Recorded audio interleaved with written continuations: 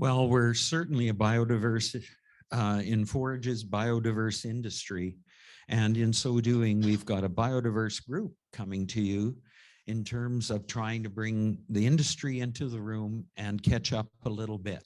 Duane Vandenberg is from the Alberta Forage Industry Network Board and sits on the CFGA, Canadian Forage and Grassland Association, as our representative, and he's going to update us on that. He's got 6 minutes, so we're kind of rolling to keep the day tight, so that's why I'm not doing too much fancy stuff.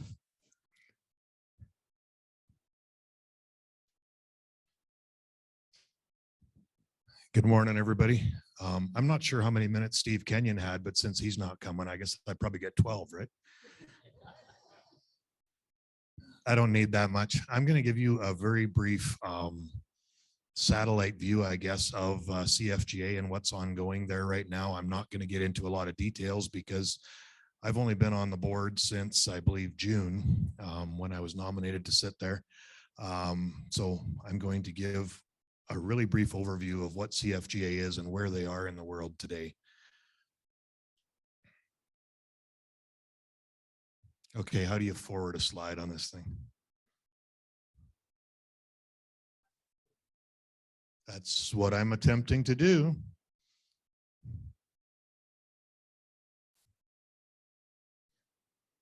Oh. Okay, did you do that? Because I didn't. All right, so CFGA was created to address the need for a national voice. Was created through a few people from Alberta here were key in creating it. It mostly deals with the federal government today on a lot of programs regarding, I'm going to put this away because it acts up for me. Let's go to the next slide, please. So our core priorities right now, the big thing for us is the OFCAF funding. CFGA administers OFCAF funds on the grazing rotational side in 4 provinces: Alberta, Saskatchewan, Manitoba, and Quebec. And through that, there's a lot of the KTT, the knowledge and information and tech transfer. Steve was supposed to talk to us about the rotational grazing stuff going on in Alberta, but he didn't even have a slide presentation. He was only going to talk. So I can't even steal his slides and tell you about that. But let's go to the next slide. So a little bit of data. You guys have all seen this data. Forage is huge in Alberta, or in Canada in general, right? It's 39% of Canadian agriculture production, which is significantly more than even wheat. And a huge percentage of Canada is in grassland, whether improved or unimproved. So one of our further slides here, maybe the next one.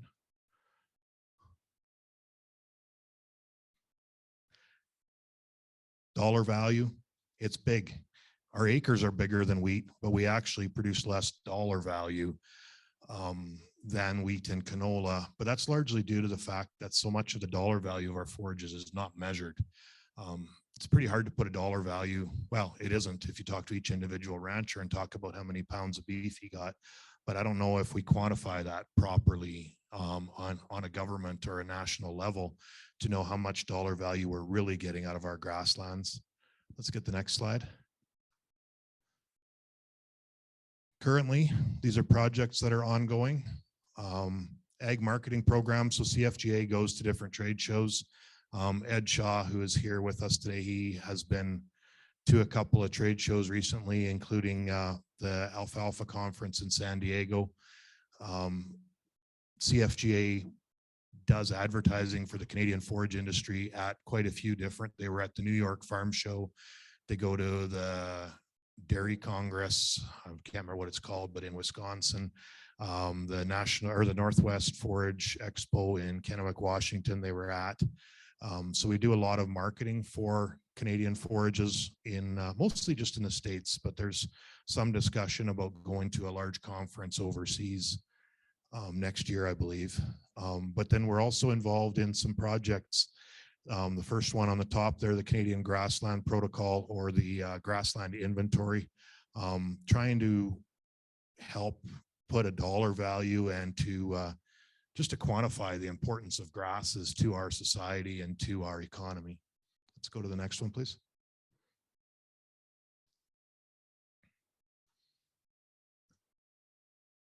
I don't know a lot about this particular program, but yeah, we're involved. It's all, once again, talking about how important grasses are and grassland and forages in the role that they play in our environment. Next slide, please. I don't know much at all about this. I stole these slides from somebody else. And I haven't heard about this in any of our meetings. And I missed that day of our national conference. But yeah, we're working on stuff with alfalfa. Next slide, please.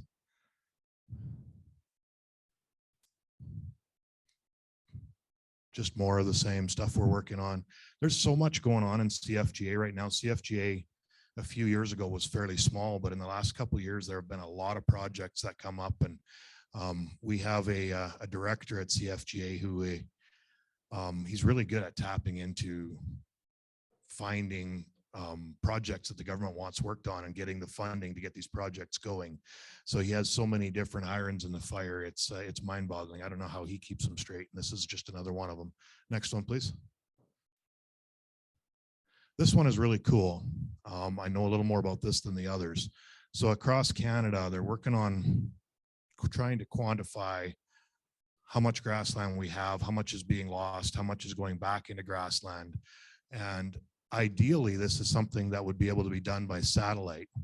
But in order to measure it by satellite, there was a lot of ground proofing that went on. So they're taking the satellite imagery, and then on the ground, they have researchers going and actually measuring and verifying that what the satellite says is what's really there. So a lot of ground truthing happened in 2022 in both Saskatchewan and Manitoba. And ideally, this would be something that would be very easy to do off satellite based on images from a couple times a year. But yeah, the ground truthing is largely, well, a lot of it got done last year, and it's still a work in progress, but hopefully it's going to make a significant difference to be able to talk about how much we have and how important it is. Next slide. I already talked about this one, the marketing program. Last year, one of the things that came from the marketing program is a team of guys came from Aldara, which is a large forage company based out of Dubai, but they have operations all over the world, everywhere from Ukraine to Saudi. They're kind of everywhere. They're in Spain. And they came to tour some Canadian forage plants. They were in Alberta. They toured down in the Lethbridge area. We brought them to a couple places. They came up to central Alberta and toured Bareg and I think a couple others. And then they went back to Quebec to spend some more time with guys in Quebec that wanted to follow up with them a little farther. Next one. That was it for what I had for information as far as what we're doing, but this is worth following up on if you want to be involved in a conference where there's going to be a lot of discussion about forages. Harrison Hot Springs is a beautiful place to go in December, and I've heard hints of some of the speakers they're hoping to bring into it. It should be a good conference, not too far away. So if you want to screenshot that or write it down, follow CFGA on whatever social media you follow, or go online and subscribe to their newsletter. It's worth keeping an eye on this conference because I think it's going to be interesting. Are there any questions? I hope not, because I probably can't answer.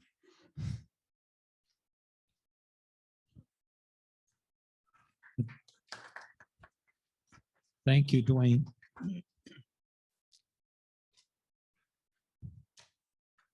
There's no question that the Canadian Forage and Grassland has been so involved in so many things, and I think we'll touch on things today as we go through.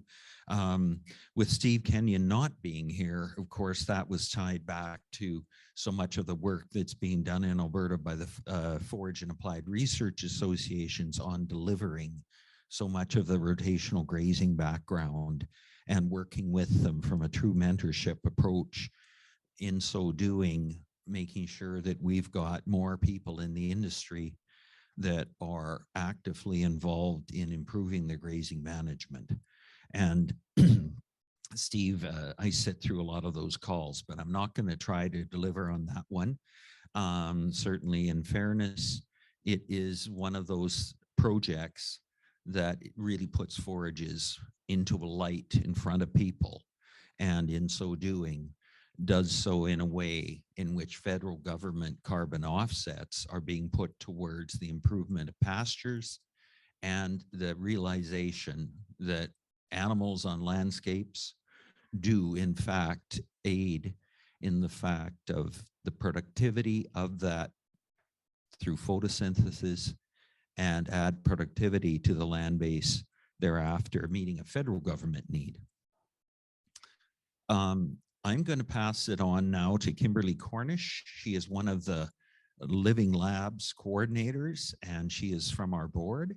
And we feel very blessed to have her in a leadership role opportunity. And this is for the Living Labs that many are in the room. How many are in the room are involved with Kimberly and the Living Labs? Okay. So Kimberly, you got lots of friends here, so I'll just pass you over. 7 minutes. 7 minutes. We got 7. Okay, I will start the watch. So, and I will keep the microphone. Yeah, a lot of you have heard this, and I feel like it is a very tight crew of people that are here today. So, so I am project manager for the Regenerative Living Lab, Regenerative Alberta Living Lab. It's one of 3 that are of the Living Labs that are operating in Alberta. The Peace region has half of its territory in Alberta, and Alberta Beef Producers is also doing a lab with the crop commissions, and they're kind of centered in 3 regions across Alberta. We are working with 100 producers across the province with, we can go to the next slide, with many of the applied research associations and the forage associations. And we came together as a group really trying to look at real life context and kind of net benefit of a lot of these best management practices. We wanted to be able to capture the work of early adopters that have been working with these best management practices that have become kind of new and trendy for quite some time, and to be able to look at how the best management practices not only work individually, but as part of a functional system. We don't, for the most part, we don't have the usefulness of cover crops is not necessarily completely enjoyed without looking at livestock integration. And if we're trying to look at individual BMPs, we felt like there was something getting lost in the whole story. So we are using, next slide, a mechanism called digital soil mapping or predictive soil mapping. It's building off of the Alberta Soil Quantification Project that I feel like I have talked about year after year after year for most of you. But that project was funded through CAP, and we're just wrapping, it just finished a couple days ago. And also through funding from ARDAR, looking at the still using predictive mapping, but looking at the dynamics with the microbial community and nutrient availability. The digital soil mapping, we are using the basis of the project from the Alberta Soil Quantification Project. Next slide. Where we worked with 22 farms across Alberta, from the Peace Country down to the Tabor area. And it was a pilot project to see how the predictive soil mapping could function in the space. Next slide. And we tried to pick as many sub-bioregions as possible. Next slide. Temperature gradients. Next slide. This is when my own clicker is so easy. Precipitation gradient. And so how we how we started with that, with like once we picked the sites, we used Latin hypercube sampling, where we used this whole list of covariates to characterize the landscape and kind of create a pre-prediction of the carbon values of that soil. And then next slide, it creates it produces a sampling plan that helps us to ground truth the predictions from the both baseline and remotely sensed data. And then we go out and soil sample. Next slide. And we are taking meter deep cores, and we are dividing them from 0 to 15 centimeters, 15 to 30, 30 to 60, and 60 to 100. We're careful to check the root depth of each one of those so that there's no carbon sequestration that hopefully isn't being captured, and obviously works well for grassland dynamics. Next slide. And then we're back at the lab, we're looking at a whole host of soil data, really trying to understand not just the soil carbon stocks that are there, because we are seeing, I feel like this project has a lot to do with an evolution of understanding of soil. I know that many of us in university heard that you can't change soil organic matter in your lifetime, and certainly that you can't change bulk density other than if you drive tractors over it repeatedly. And what we're finding is, under these regenerative practices from our pilot farms, is that we are not only seeing changes in soil organic matter, but we're seeing changes in bulk density, which impacts soil carbon stocks in a very different way than what we had anticipated. And so being able to have all of these different pieces really does allow us to understand what is happening and what are the biological factors. And so even if the carbon stocks aren't going up greatly, if the bulk density is going down and the soil aggregate stability is improving, then we're having, better water infiltration, better water holding capacity, etc. And our hope is, so in the, Amber's like, you said enough about that slide, time to move on. I'm only, this was from our pilot project in 2020, and we have another one coming out in 2022 shortly. But it is a provincial scale map of all of the different soil parameters, and we're mapping at a 30 by 30 meter resolution. And what this enables us to do is to be able to overlay management on top of these maps. And so it works at a farm scale to understand the dynamics between what we're managing, where we're still having tillage or not, or if we're using cover crops, or if we're using adaptive multi-paddock grazing, and how all of those pieces come together. And then we can start to extract data. It is a different approach than a lot of the other living labs are taking, and that a lot of the scientific kind of dynamics have been. It would kind of refer to it more as a big data project, that we're trying to extract answers from big data that is very much derived from real life conditions. And so next slide.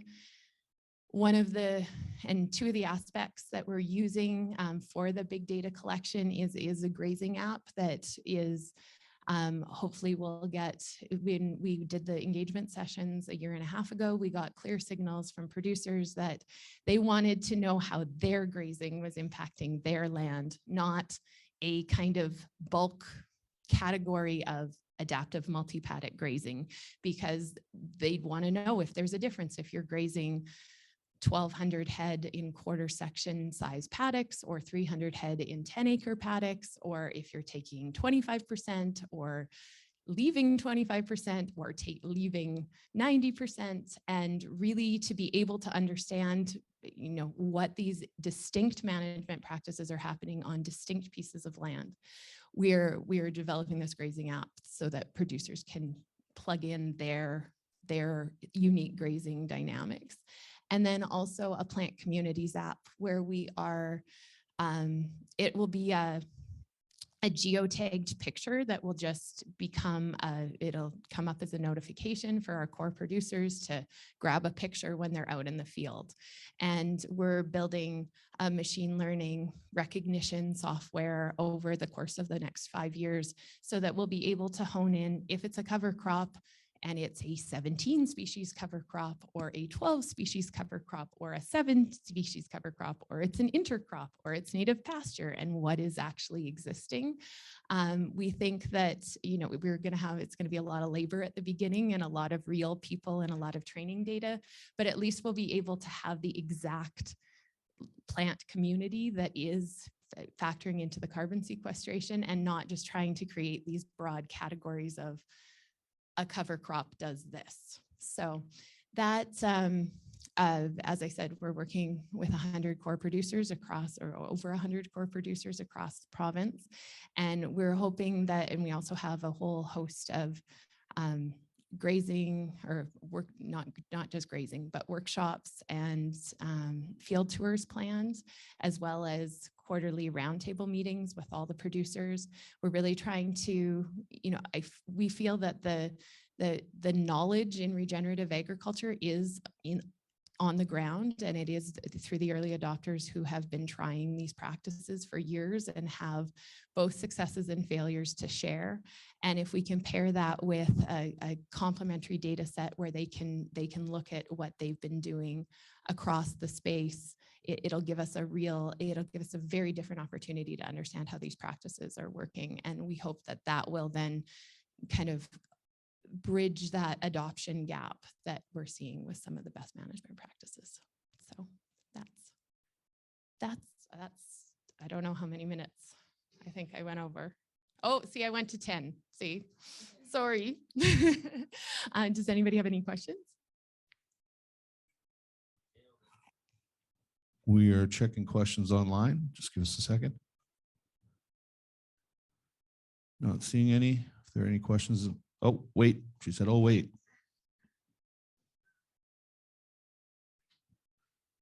Okay, to read the question so everybody knows what the question is online and in the room. Are you expecting your modeling analysis to give individual producers answers on their own plots? Yes. Yes. As I said, we're mapping at a 30 by 30 meter resolution, which gives a fairly clear indication. There's quite a lot of variation even within a quarter section. So if there is a specific BMP that someone has tried, or a different BMPs together, and it's because we're doing whole farm carbon mapping, you'll be able to see the dynamics within your own management system. Okay, follow up to that. I'm not sure if I'm doing a great Dale impression here, but on 1 year's data collection? No, it's so we have the first year's data collection was 2020. That was in our pilot project. And then we have 3 subsequent rounds. So we're currently soil sampling, and we'll do another 2 rounds of soil sampling finishing in 2027. And thank you for that. No more online? Okay, awesome. Thanks so much.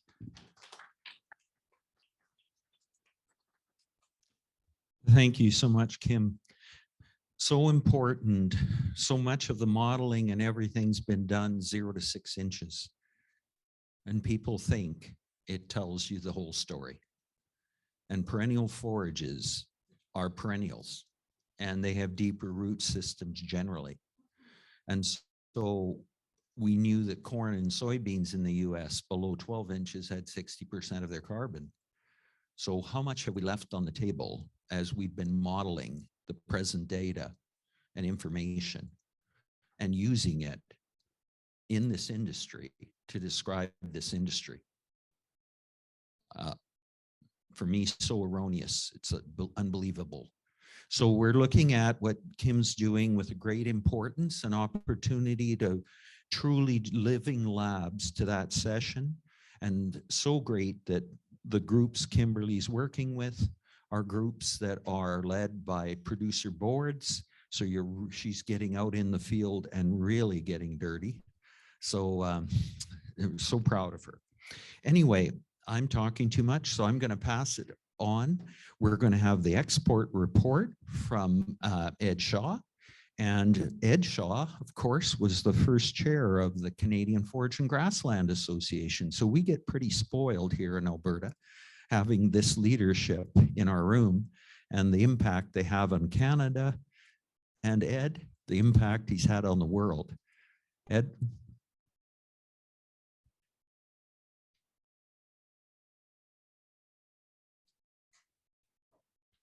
Thank you, Grant. I'd like to point out too that we have the current president of CFG in the room too, Eric Boot. So just hold your hand up there, Eric. Well, thank you for this opportunity. First off, I'm going to say that one of the presentations are in your envelope there. It was not meant for you. My wife's had a broken hip and I sent the wrong one out. So there's one in there that please ignore. From the export activity, I've been very fortunate to represent AFIN at the National Hay Association for both the convention at the Alfalfa Congress and their midterm, as well as going to Kennewick to the Northwest Hay Expo. And so it's quite a pleasure to be able to go and see some of the other competitors. The exports in the last 2 years have had some really challenges, like a lot of the people in the forage areas. They've had came out with a drought, shortage of supply, and 2 years ago we were really scratching to meet the domestic demand, and a lot of the exporters actually shifted some of their focus of producing for exports only to supplying some of the domestics in different mixed feeds.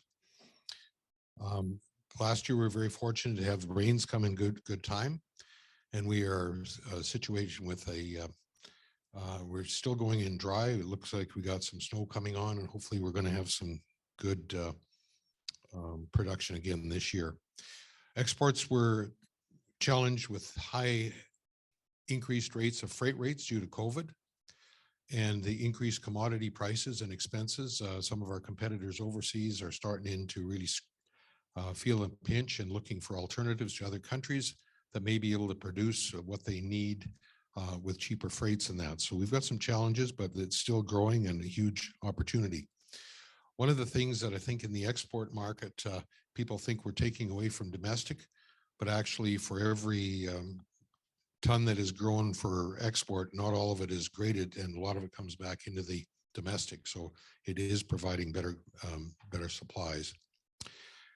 One of the things that I think that we may want to look at in some of these programs that CFGA has, I think there's a program that if you want to convert some of your land that hasn't been into hay on a rotational basis, I think there's grant money and fund money. If you plant a 50% alfalfa or more, you'll get a lot of your input coverage. And that does benefits for both the carbon sequestration as well as reduction of the nitrogen. There's a lot of benefits. So I would suggest everybody please look at what programs are available. The export opportunities are growing, and I think we have a lady from Montana that is currently importing a lot of Alberta hay and shipping it into the horse markets, and her name is Michelle Tucker. And I don't know whether we can come and have her give a 2-minute presentation. Can we make that happen?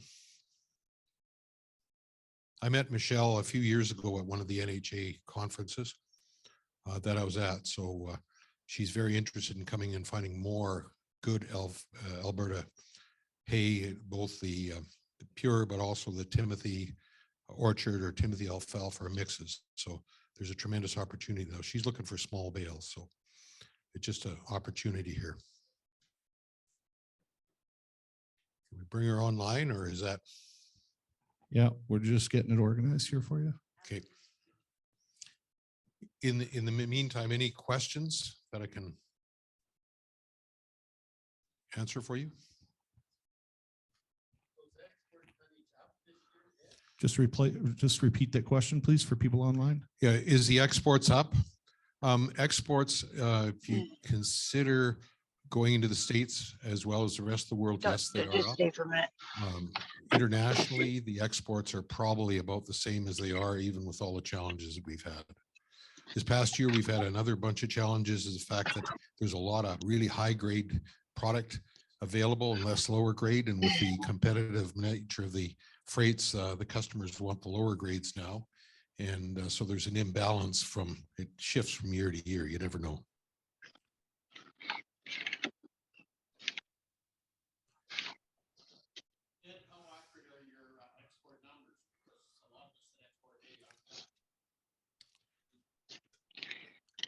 How accurate are the export numbers? I think they're getting more accurate. I don't have a lot of confidence in them because there's a lot of stuff that's shipped around that's not accurately put in the right categories. Yes, it should. Yeah, the question, what John is shipping to the States is recorded. It is recorded at the border, but maybe not recorded into our figures. But it's improving. But it's, I don't have confidence in them. She's here? I'm here. Make sure. Okay, she can hear you. Well, welcome, Michelle, and thank you for spending a couple of minutes with us and explaining your needs and your wants for Alberta hay. Hi, Ed. How are you this morning? I'm good. Good. So basically what we're looking for in the equine market down here is premium two-tie hay. We really, really recommend the bundles just because with the economy the way it is, for ease of loading and unloading at the end user, they're just a lot more convenient.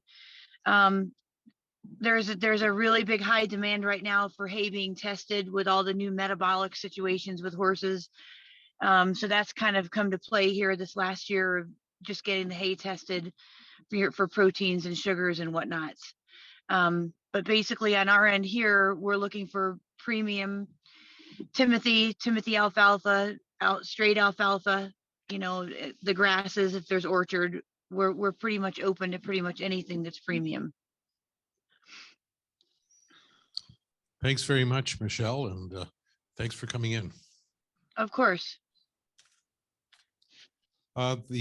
Just a final thing that I think that we're going to be focusing on this next year is that there's been numerous comments from different areas, from the Peace River down to the irrigation area, that we want to work very closely with the Alberta Hail and Crop Insurance to make our hay forage coverage more realistic and affordable and usable for our customers. So that's one of the things that I want to champion.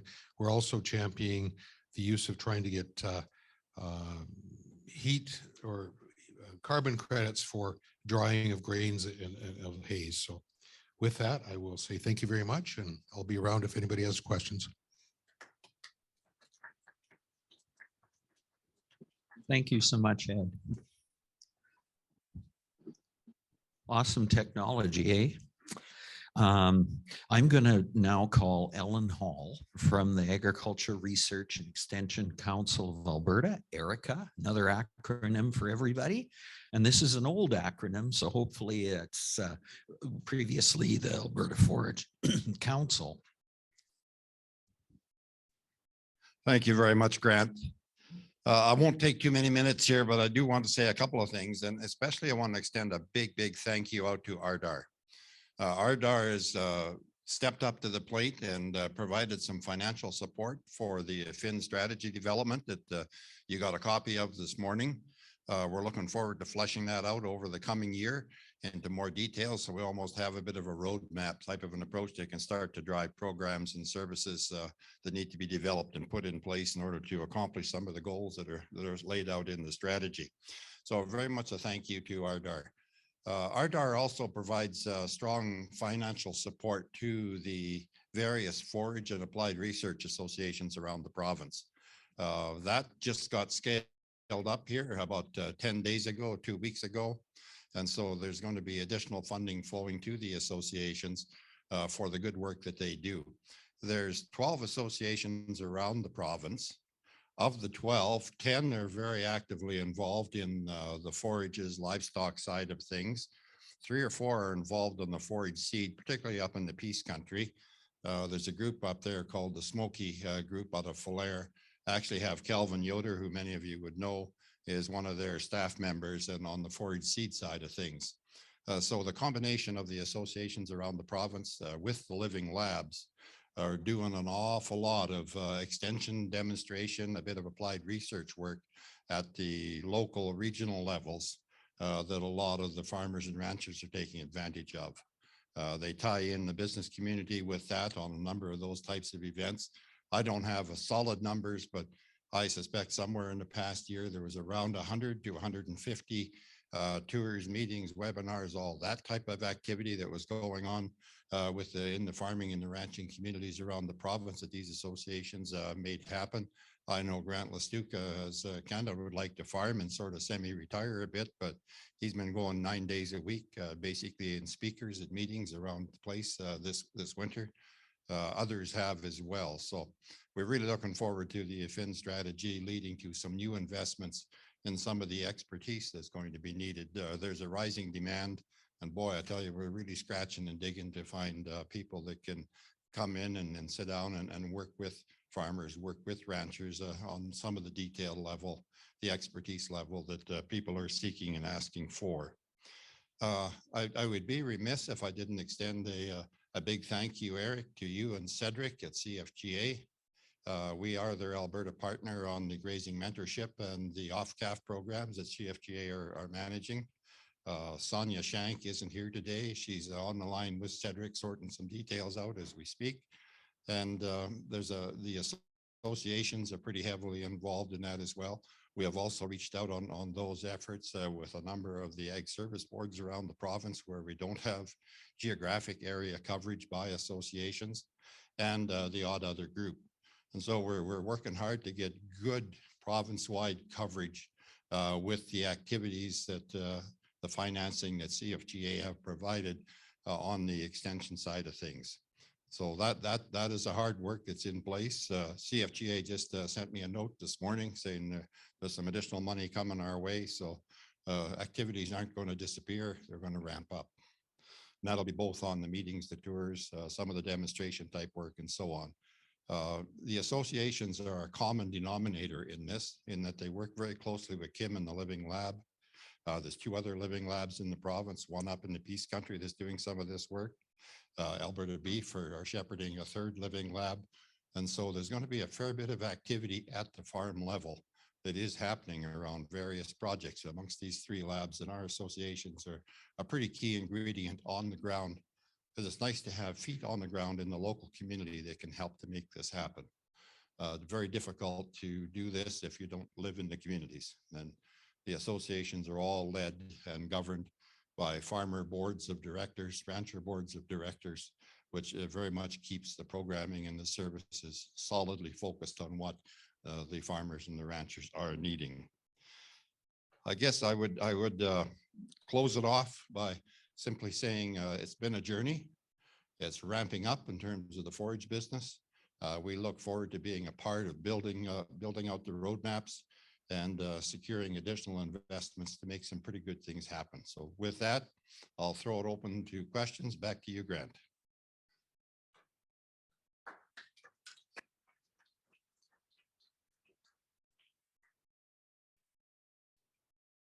Just looking for questions online here.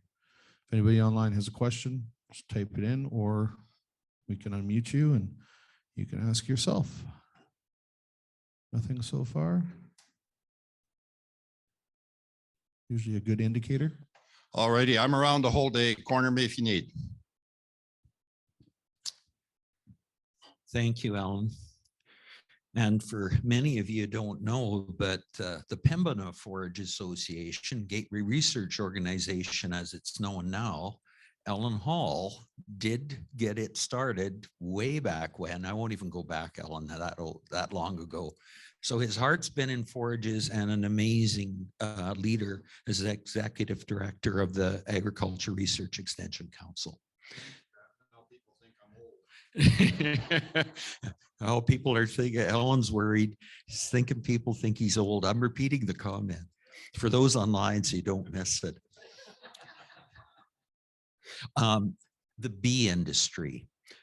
Jenn Retzlaff, if I say that right, I was right. We're very fortunate for her to come up and share some key findings of their industry. And she does represent not the birds and the bees, but the leaf cutters and the other bees and the honeybees, bumblebees. You got a lot of things on your plate. Jen, please come up.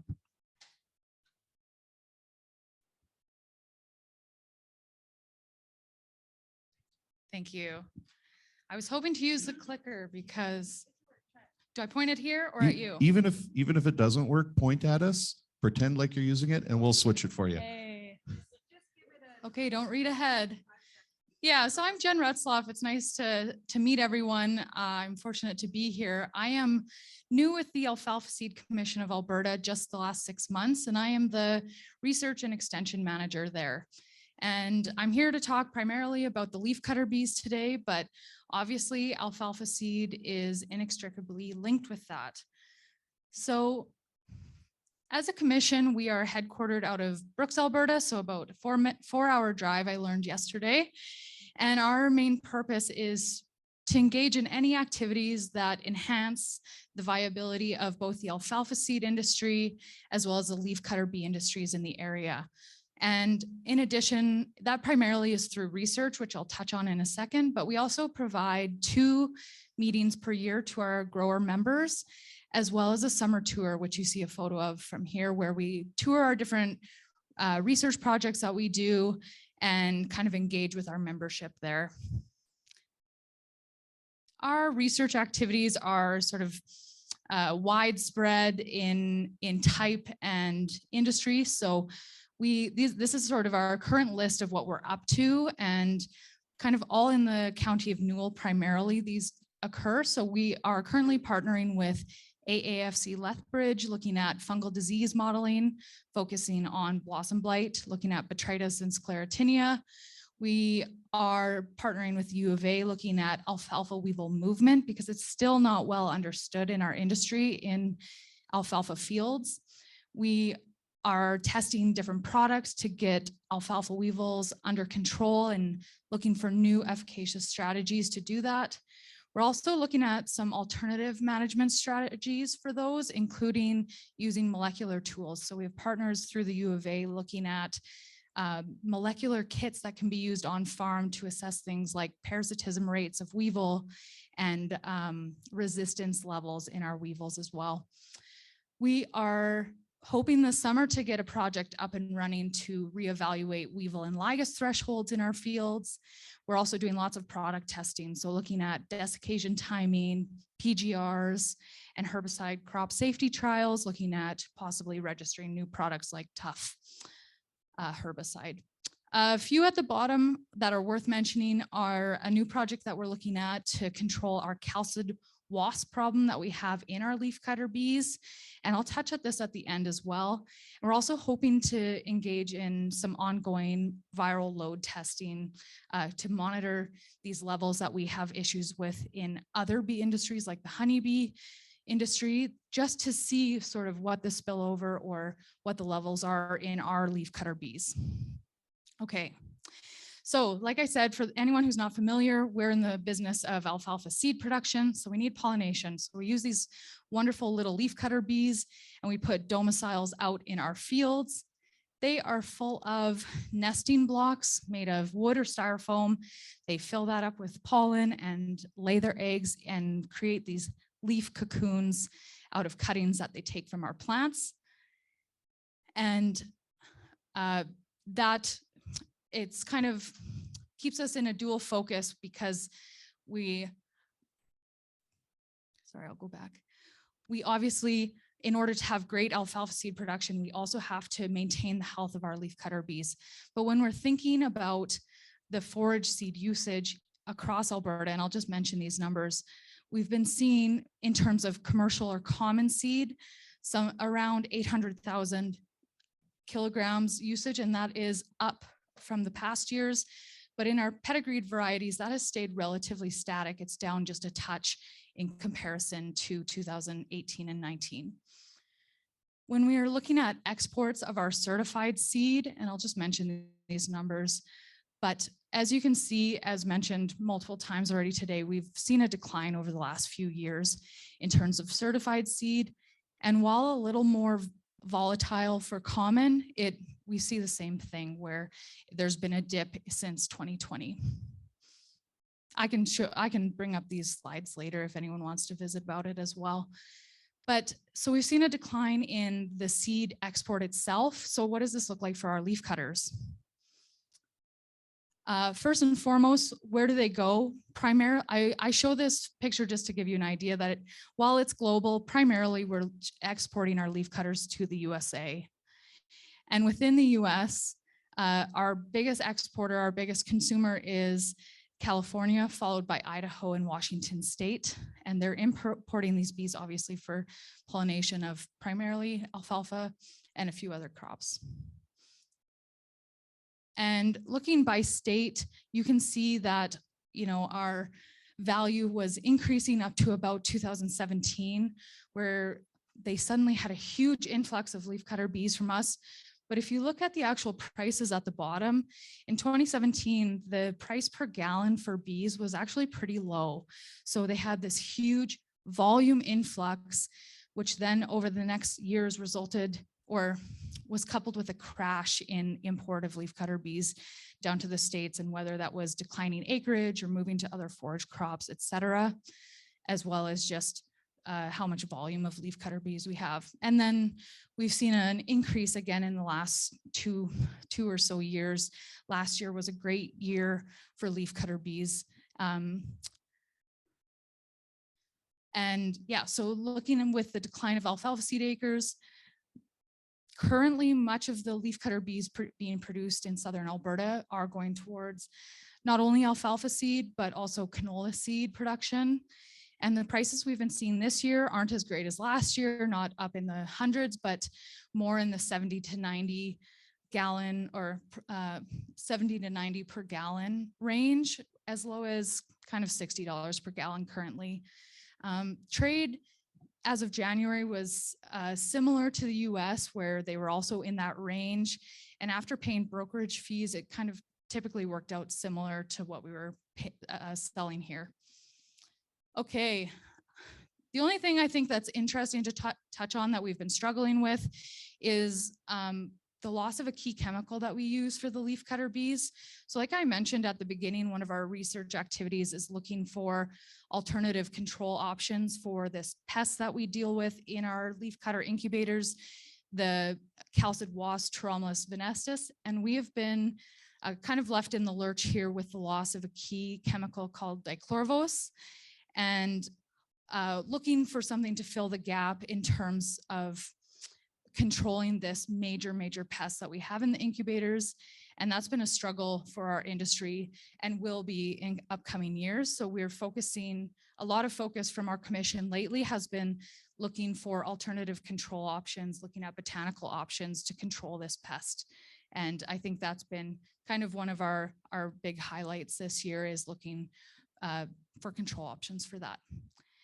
Anyway, I'm here all day, so I'm happy to chat with anyone who wants to know. This was just a very broad overview of our industry, and I'm also here with Mr. Weldon Hobbs, who is our big Mr. Pollination in Southern Alberta, so he's really familiar as well. Thank you for having me. Taking questions? Just repeat the question online. Is there something special about Canadian or Alberta bees that's sought after in the US? Certainly the other prairie provinces, Saskatchewan sells down to the US as well. But I think it's just probably the volume that we produce here, because we do have, I think this year we're looking at 21,000 acres of certified seeds. So if all of those have bee domiciles and they have good uptake and return of bees, we just have enough volume to export. Yeah. Weldon would know better if there's something special about our bees, but yeah. Let's repeat the question online, please. Sorry, the question was asking if there's something special about Alberta leafcutter bees as to why we export down to the States. Volumes that we can reproduce in southern Alberta on irrigation, the fact that we could provide more resources over a growing season, we could start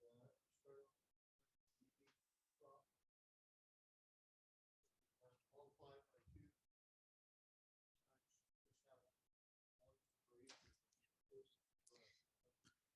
Yeah, Repeat all of that. Yeah, kind of to summarize, the returns that we get in our nesting material in our alfalfa seed fields is much, much higher than anywhere else. The US doesn't get the same type of return on their leafcutter bees, so they don't have as much to put out. And that's why they're having us export our bees down there. Since we're under irrigation and our floral resources are so much higher and better, here we get quite a good return, sometimes 2 times what we put out, somewhere in that range. So we have quite a high return compared to other areas in terms of the leafcutter bees. So we're able to sell our extra basically.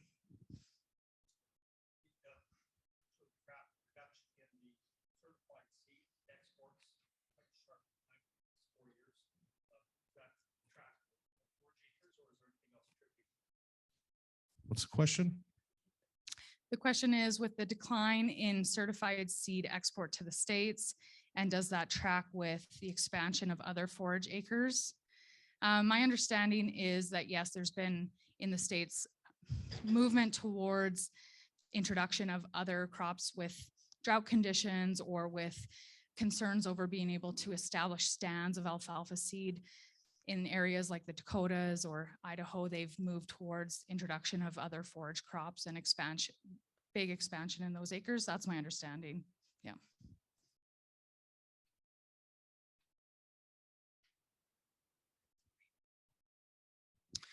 Doesn't look like Thank there's you any so much, questions Jen. online. And I know Weldon had talked to myself and Lethbridge just a little bit ago. And of course, the biodiversity of this industry, some of the challenges, in fact, shortfalls of the leaf cutters in the canola seed industry is one of the reasons they don't have enough canola seed hybrid production this year. And that's why it was being sold out in the fall. So talking about the underlying importance of these biodiverse components of our forage industry that are tied into so many other industries and implications. So that diclofos herbicide removal has caused the deaths in the bees in the incubation stage, that they're not coming through to be available at the levels needed. So a shortfall there and one little product removed, and all of a sudden you don't get canola seed. Isn't that interesting? I'm going to get from Olds College, Laio, up to talk, and Olds College research update. And he's been leading the charge there with the team. And as you know, many of the colleges have taken on a lot of the research from the Alberta agriculture in the past. And so Laio is one of their leads. Thank you, Laio. Thanks, Grant. Morning, everyone. Laio Sobrinho, Research Associate from Olds College. I'm here just to give a quick update on the kind of things we're doing. I'm from within the Olds College. I'm from the Technology Access Center for Livestock Production. So we focus on livestock and everything related to pasture management and pasture productivity.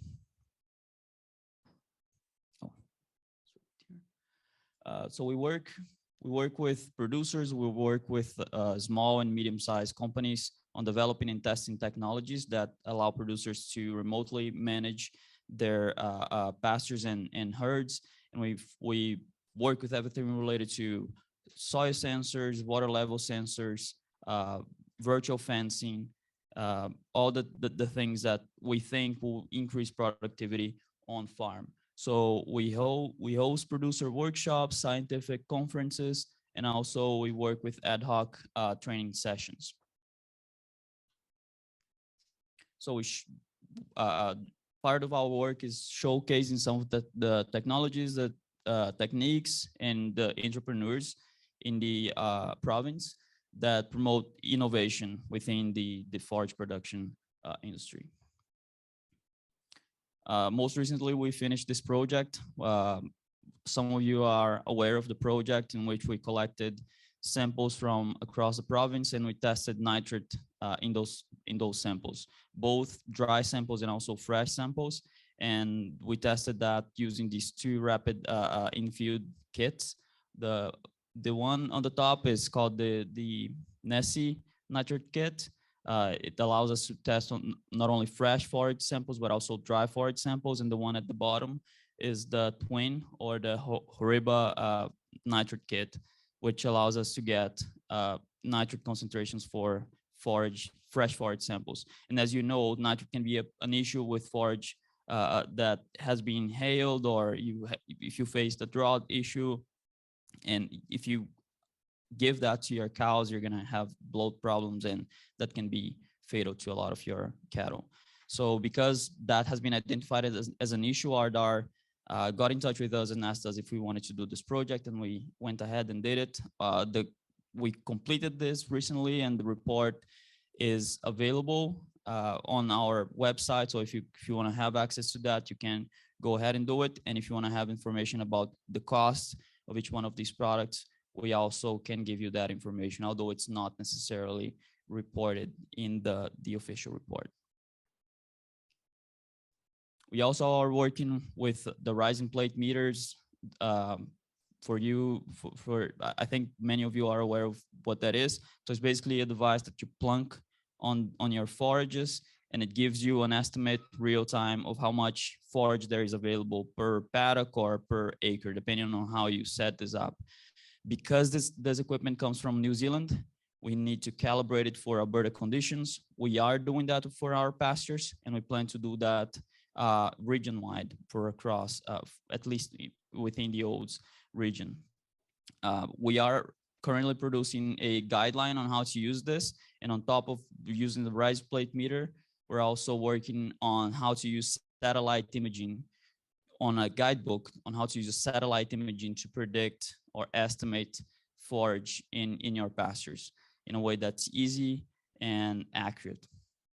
So if you wanna know about the calibration equations on how to use this for Alberta conditions, at least for the Olds area, we already have the equations for some of the forage varieties. Feel free to get in touch with us if you have interest in that. We are also working with Union Forage, testing many of the blends that they have in our pastures. We're looking at how they improve soil health and how cows respond to them. We look at animal performance and everything related to productivity on farm. And we're also testing soil biological additives and the potential that they have to improve productivity, but also increase soil health, and how that reflects on overall efficiency on farm. And for this, we're not only looking at productivity, but we're looking, when we look at soil health, we look at all things related to soil health, not only organic matter, but also all the microorganisms, the fungi, the bacteria, the nematodes, and everything that there is in it. We send the samples to care labs, and we are collecting samples at a high density per acre, 3 to 4 samples per acre, and we collect this from big fields, from 50-acre fields. So you can imagine the amount of data that we have.